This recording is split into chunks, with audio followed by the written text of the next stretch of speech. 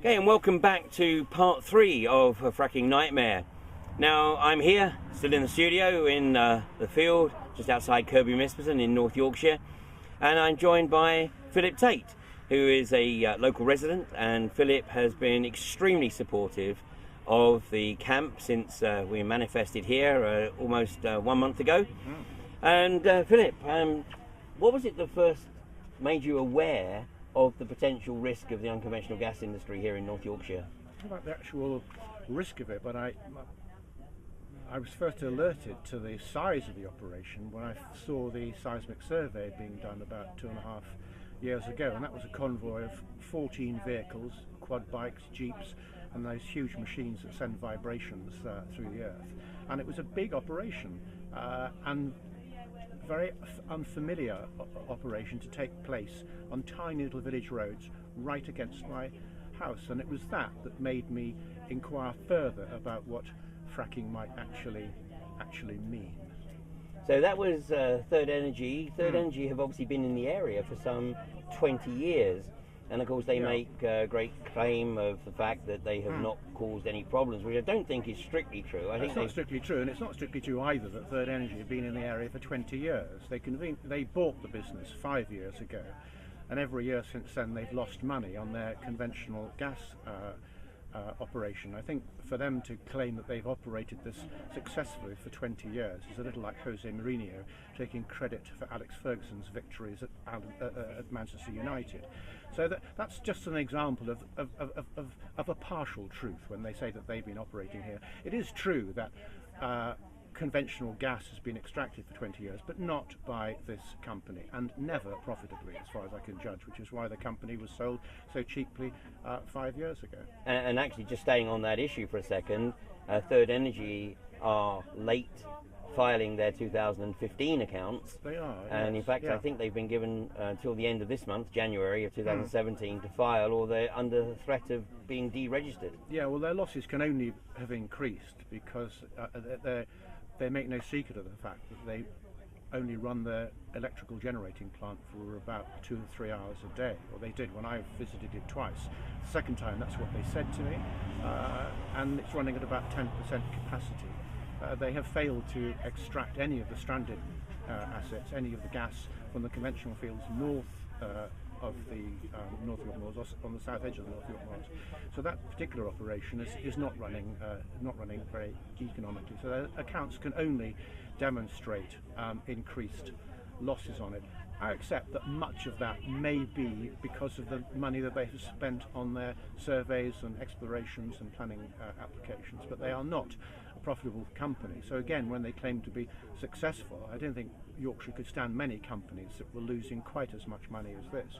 Remember, they only employ 18 people, so that's rather less than a reasonable-sized cafe in Kirby Moorside.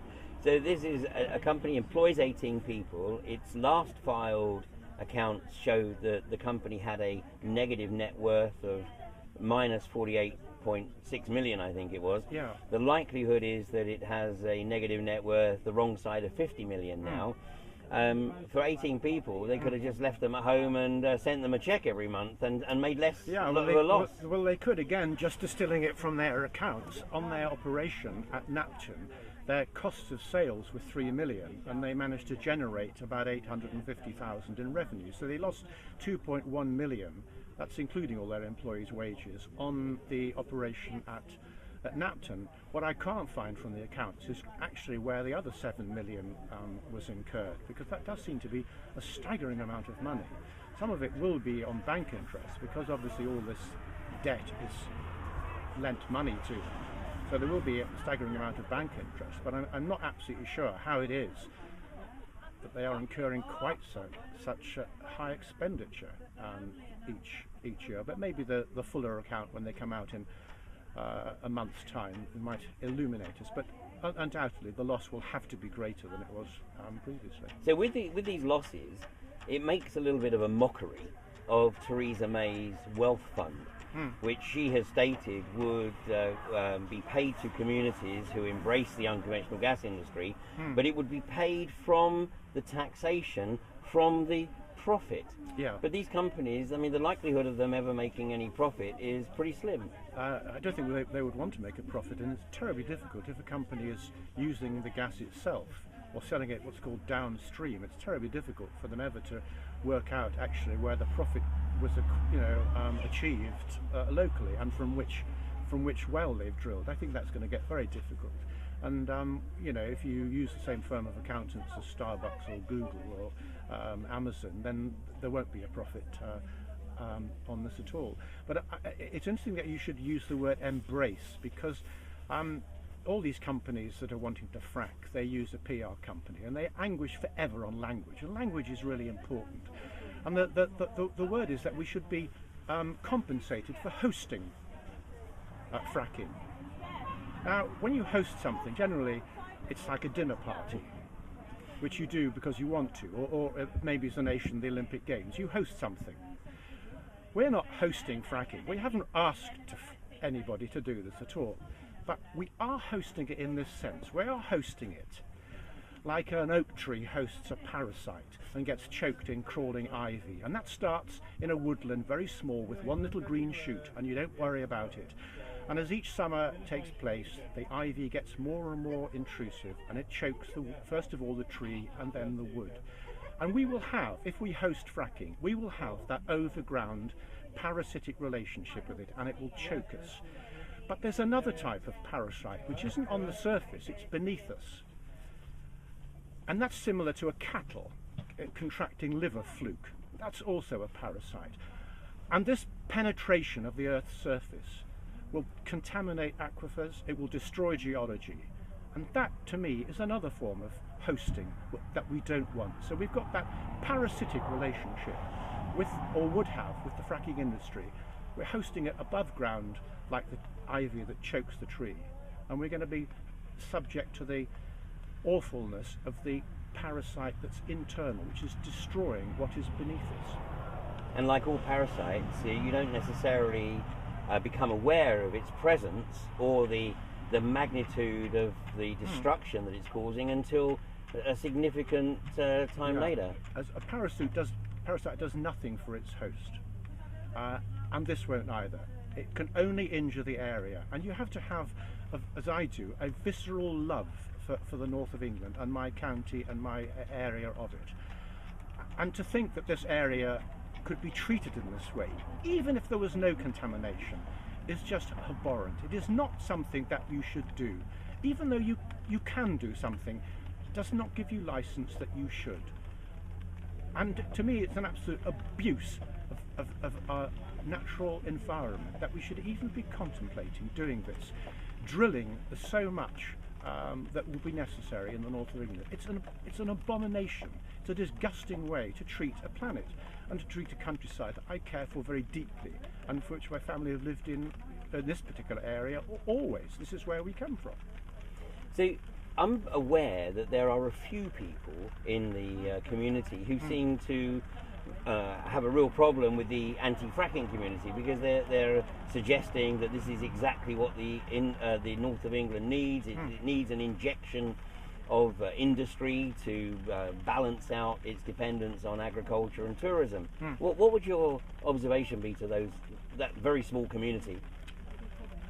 Well, I'm perfectly happy to see more industry in industrial areas in the north of England, but this is not an industrial area.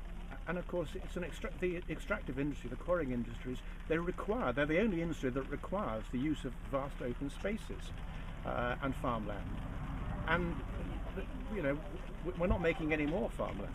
And we certainly don't want areas trashed in this fashion, and we don't want the roads choked with as much traffic. We can see what it's like. It's bad enough during the barley season when they're leading barley, or in the potato planting season when the roads for a week or two are filled up with tractors and traders leading grain or leading potatoes or leading whatever it is, drilling corn.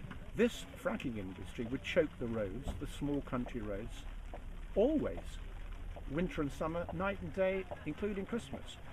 It can have no possible benefit in the area. It does not sit well with farming, and it certainly doesn't sit well with tourism.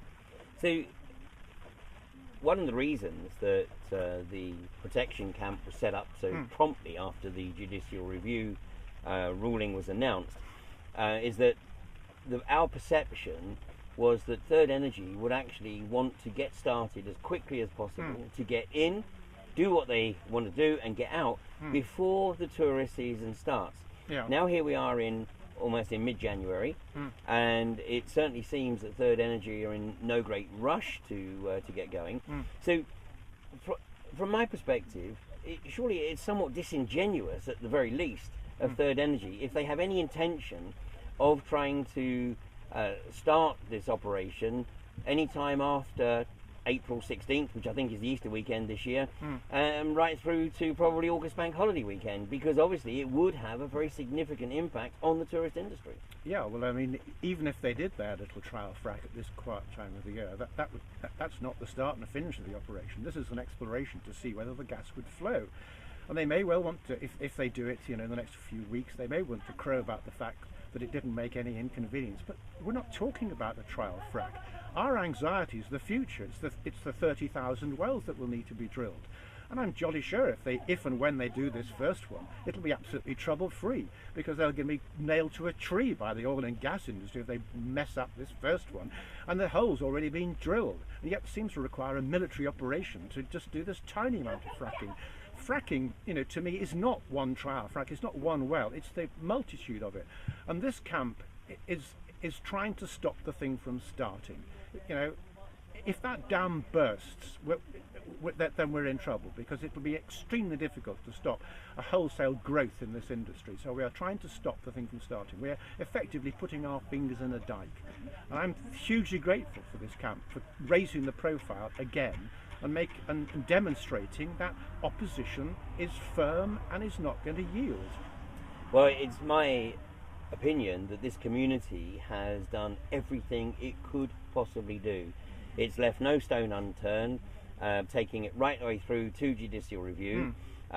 My conservative estimate is that this community, both collectively and individually, has probably spent something in the region of £250,000 plus maybe on challenging this through due process, and have been thwarted. And I think obviously what people are now seeing and talking about here at the camp, when people come together, they're seeing that effectively the democratic deficit in this country has reached a level that is effectively a line in the sand, and you have to do something. You see, I think a lot of people don't worry so much about fracking, because they think, well, if it was as injurious as all that, if it was going to be that bad, the planners wouldn't allow it. And that's the first shock you have when you realise that the rules about fracking were changed long before we woke up to this. They were changed in 2011 in the National Planning Policy Framework to allow this and to permit it. So the rule book had been changed, and that is the book against which our local councils are now obliged to judge the planning application. And of course they have to accept that national planning guidance trumps local planning guidance. There's one of the absurdities about this. About 3 or 4 years ago, I was taken to task by the local planning department because I put a statue up in a paddock next to my house. And just to explain, in this particular gateway, I had a paddock on one side, a small field on one side, and my house on the other. And I had put my statue in the gateway, in the field side, and the paddock side. And they wanted to take enforcement action against me and told me that I would need to apply for planning permission for this statue. And I said, well, good job, I've got a sense of humour about this, isn't it? And they said, no, it's very important is that you don't compromise the beauty of an area of outstanding natural beauty. I said, it's a statue. I said, you mean if I move the statue 12 feet the other side of the gateway, that will be acceptable? That will be acceptable. Now, that policy still exists. I can't have my statue in my paddock, but if I wanted to put a fracking well on 8 acres of concrete, I could do that under the planning rule. And that is the parallel universe of madness that exists. Fracking is acceptable. Oh, but you can't put a statue up. And that's what, it is breathtaking when you look at it in those terms. That something as horrendous as not just one well, but thousands of wells will be permitted. But I still can't put my statue up. Philip, thank you so much for joining me today on Fracking Nightmare, and thank you for your continued support of the Kirby Misperton Protection Camp. And I would love to think that we can speak again in the coming weeks as things unfold here in North Yorkshire. Sure will. Thanks, Philip. Much thanks appreciated. for having me. Thanks a lot. Great. See you again. Well, my thanks to Philip Tate for sharing his thoughts with us today. Philip has been a wonderful supporter of the camp. He regularly tops up our water supply, and if there is anything that we need urgently, then you know, Philip is there on hand to help out. But that is the story, really, of the Kirby Misperton Protection Camp. You know, it's here as a catalyst for the local community. It's bringing people throughout North Yorkshire together. It's uniting people on this single issue, this issue of protecting the ecology of a beautiful part of the country, an area that relies very much on its agriculture and tourism. And in both cases, I have yet to see a gas field anywhere in the world that really doubles successfully as an area of prime agriculture or tourism.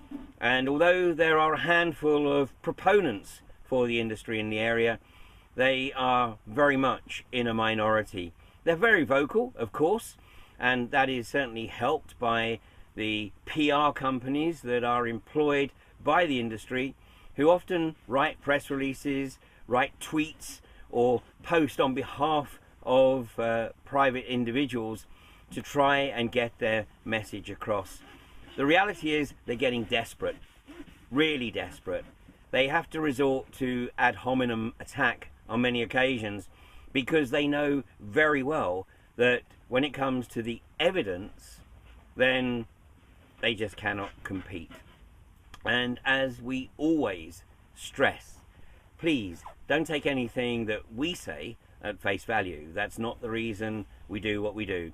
We are simply trying to stimulate people's curiosity so that they will look at this for themselves and come to their own realization that this is an industry that has absolutely no place in this densely populated country of ours. Well, it's rather wet and damp, but at least it's not snowing, and the weather is forecast to get a little better during the week. So the construction and the expansion of Kirby Misperton Protection Camp will continue, and whenever Third Energy deem it appropriate to get the rubber on the road, then they will be met with literally hundreds, if not thousands, of people, primarily from the local community, who have done their research and realize that if this industry gets a foothold, it will destroy the entire north of England. Thank you for joining us tonight, and all being equal, we'll see you next week from Kirby Misperton Protection Camp.